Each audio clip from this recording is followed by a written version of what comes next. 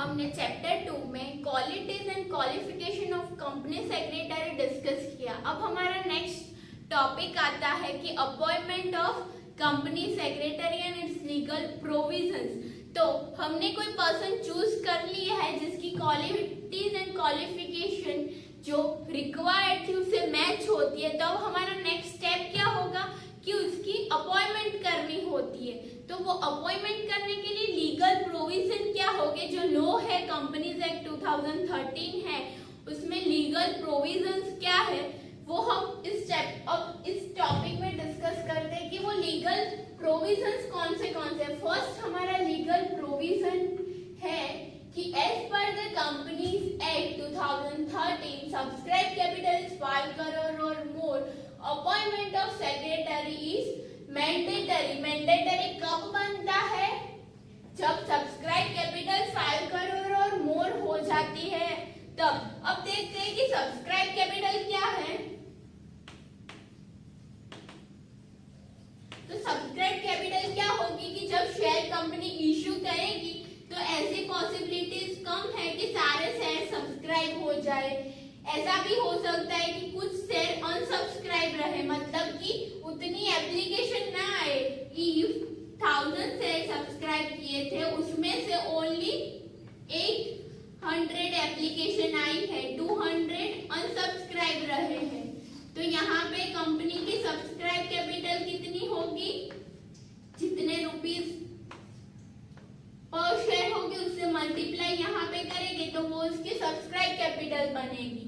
तो if subscribe capital 5 crore और मोर है कंपनी की, तो उस कंपनी को कंपनी सेक्रेटरी अपॉइंट करना ही पड़ेगा, वो मैंडेटरी है। यहाँ पे कंपल्सन आता है कि अगर आपकी कंपनी की कैपिटल, कौन सी कैपिटल, सब्सक्राइब कैपिटल, जो शेयर आपने इश्यू किए वो कैपिटल नहीं, जितने शेयर की एप्लीकेशन आई थी उसकी बात हम कर रहे हैं, तो वो होगी सब्सक्राइब कैपिटल। तो सब्सक्राइब कैपिटल इफ 5 करोड़ और मोर किसी कंपनी के हैं तो आपको फिर कंपनी सेक्रेटरी कंपलसरी अपॉइंट करना पड़ेगा।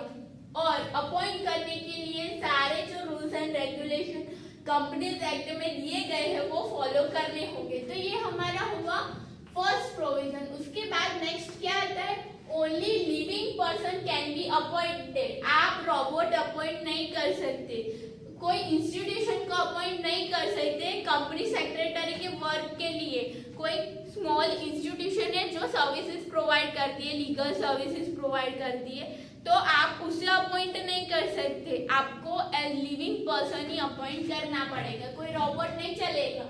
उसके बाद कौन सी प्रोविजन आती है, as a secretary insolvent minor lunatic person can not be appointed. तो मतलब वो पर्सन मैच्योर इनफ होना चाहिए, मेंटली डिस्टर्ब पर्सन नहीं होना चाहिए, माइनर नहीं होना चाहिए।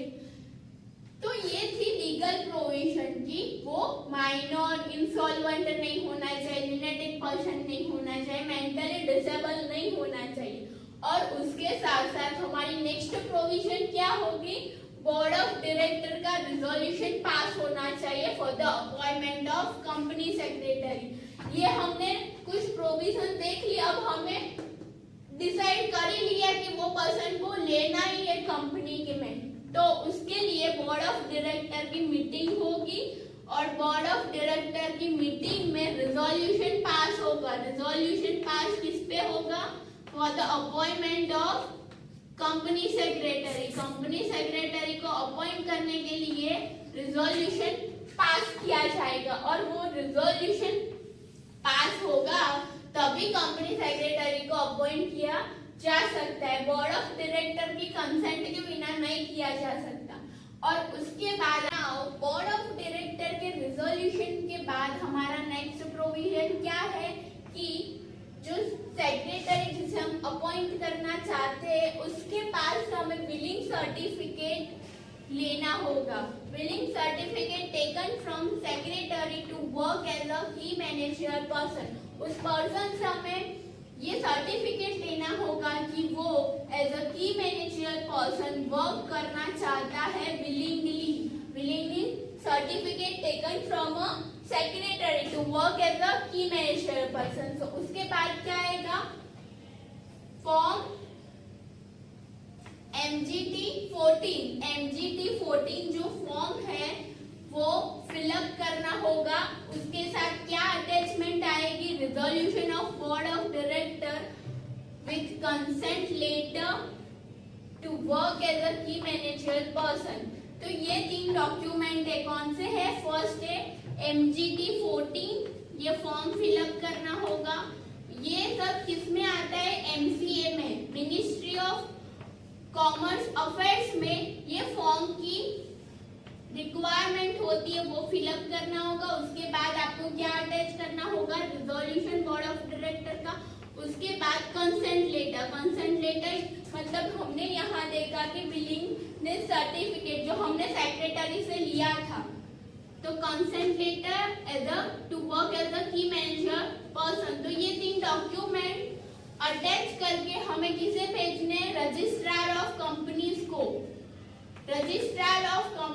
को, ROC को ये 3 डॉक्यूमेंट भेजने होते हैं। फर्स्ट डॉक्यूमेंट क्या है, MGT 14, ये फॉर्म है, फिलअप करना है। उसके बाद उसके साथ क्या अटैचमेंट आएगी, resolution of board of director, और उसके बाद consent letter to work as a key manager person. तो ये 3 डॉक्यूमेंट अटैच करने होते हैं, रजिस्ट्रार ऑफ कंपनीज को भेजने होते, और उसकी टाइम पीरियड भी है कि 16 डेज में भेजने होते।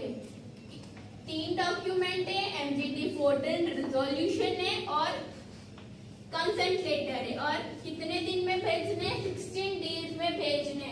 फिर से देखते हैं, लिमिट है 5 करोड़ की, सब्सक्राइब कैपिटल 5 करोड़ से हाई जाती है, आपको अपॉइंट करना होगा सेक्रेटरी को, मैंडेटरी है ये।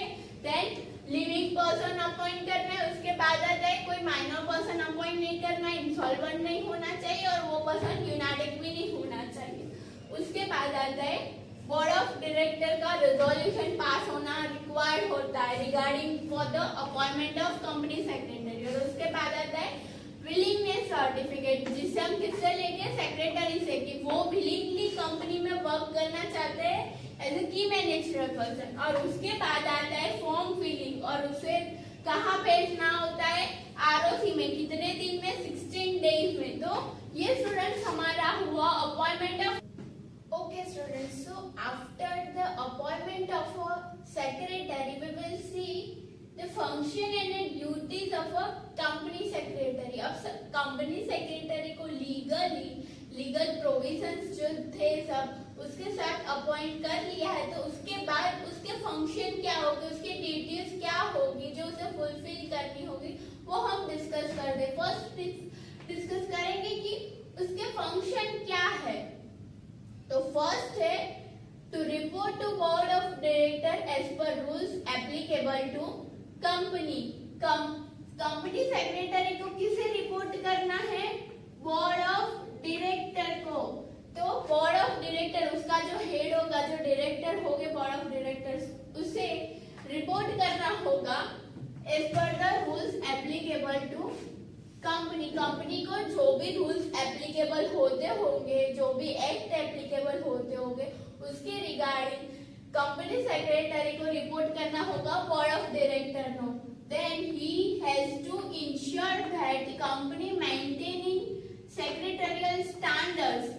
सेक्रेटरियल स्टैंडर्ड्स मतलब जो सारे एक्ट है, कंपनीज एक्ट है, सेबी एक्ट है, तो वो सारे एक्ट है जिसमें सब प्रोविजंस दिए हैं जो कंपनी को एप्लीकेबल होते हैं, वो सारे प्रोविजंस कंपनी को फुलफिल करने चाहिए। तो बिजनेस रन करते टाइम कंपनी को ये सारे प्रोविजंस फुलफिल करने होंगे, मतलब ये सारे स्टैंडर्ड्स फॉलो करने होंगे। तो जो कंपनी सेक्रेटरी होगा उसे ये इंश्योर करना होगा कि कंपनी रन कर रही है, तो ये सब स्टैंडर्ड्स को साथ में लेके रन कर रही है। देन उसकी ड्यूटीज प्रिस्क्राइब्ड इन लॉ। तो जो भी ड्यूटी कंपनी सेक्रेटरी को प्रिस्क्राइब होगी वो उसे फॉलो करनी होगी। तो ये हुए function of a company secretary. अब हमारा नेक्स्ट टॉपिक है duties of a company secretary, मतलब कि कंपनी सेक्रेटरी का वर्क क्या तो स्टार्ट करते हैं। फर्स्ट है provide guidance to board of director for their duties and responsibilities. Board of director को गाइड करता है कंपनी सेक्रेटरी, किसके रिगार्डिंग? तो ड्यूटीज एंड रिस्पॉन्सिबिलिटी किसकी? बोर्ड ऑफ डायरेक्टर की। बोर्ड ऑफ डायरेक्टर जो होगा उसकी ड्यूटीज क्या क्या होगी, क्या क्या रिजोल्यूशन पास करने हैं, तो वो सब नॉलेज उसके पास नहीं होगी। बोर्ड ऑफ डायरेक्टर को लीगल नॉलेज सब नहीं होती, इसके लिए कंपनी सेक्रेटरी को बोर्ड ऑफ डायरेक्टर को टाइम टू टाइम गाइडेंस देना होगा regarding to the duties and responsibilities. Then next आता है arrange meeting, prepare minutes and notice. तो मीटिंग की सारी रिक्वायरमेंट्स कंपनी सेक्रेटरी को फुलफिल करनी होती है। हमने पहले भी देखा कि एजेंडा प्रिपेयर करना होता है, उसके बाद नोटिस सेंड करनी होती है, सेंड करने के बाद जब मीटिंग हेल्ड होती है तो सब मीटिंग मिनट्स रिकॉर्ड करने होते हैं और वो मिनट उसे मेंटेन भी करने होते हैं। तो मीटिंग की सारी अरेंजमेंट किसे करनी होगी? कंपनी सेक्रेटरी को। तो ये इसकी रिस्पॉन्सिबिलिटी है। और उसके बाद obtain permission from board of director government authority as per requirement of companies act। तो यहाँ पे क्या कहा है कि कंपनी सेक्रेटरी डिफरेंट परमिशन जो लेनी होगी, जो कंपनी को रिक्वायर्ड है परमिशन की, उसके बिना कंपनी रन नहीं कर पाएगी। तो वो परमिशन की रिस्पॉन्सिबिलिटी क्या है कि परमिशन कौन लेके आएगा? तो वो रिस्पॉन्सिबिलिटी है कंपनी सेक्रेटरी को कि उसे परमिशन लेके आनी है। तो किसकी परमिशन? जो भी एक्ट है उसमें जो भी प्रोविजन लिखे तो वो फुलफिल करने के लिए जो भी वर्क करना पड़ता है तो उसकी परमिशन का तो उसे बोर्ड ऑफ डायरेक्टर जो भी रिक्वायर्ड होगा वो कॉम्पिटेंट अथॉरिटी से उसे रिक्वायरमेंट फुलफिल करनी होगी। और उसके बाद आता है other duties as per companies act. तो कंपनीज एक्ट में जो भी अदर ड्यूटी मेंशन की होगी वो भी कंपनी सेक्रेटरी को फुलफिल करनी होगी। और उसके बाद हम देखते हैं कि आगे क्या ड्यूटीज होती है। तो help to board of director. तो बोर्ड ऑफ डायरेक्टर को कैसे हेल्प करता है? तो बोर्ड ऑफ डायरेक्टर को बहुत सारे डिसीजन लेने होते हैं तो कंपनी सेक्रेटरी उसे एडवाइस करता है। किसे एडवाइस करेगा? बोर्ड ऑफ डायरेक्टर को स्ट्रेटेजी फॉर्मुलेशन और जो भी बोर्ड ऑफ डायरेक्टर को डिसीजन लेने होंगे तो वहां पे कंपनी सेक्रेटरी उसे गाइड करता है। देन नेक्स्ट है guide and help for good corporate governance. तो जो बिजनेस रन हो रहा है तो वो प्रॉपर वे में हो, सारे स्टैंडर्ड्स मेंटेन हो, तो उसके लिए company secretary guide and help करेगा ताकि गुड कॉर्पोरेट गवर्नेंस बिल्डअप हो सके, बिजनेस अच्छे से रन हो सके।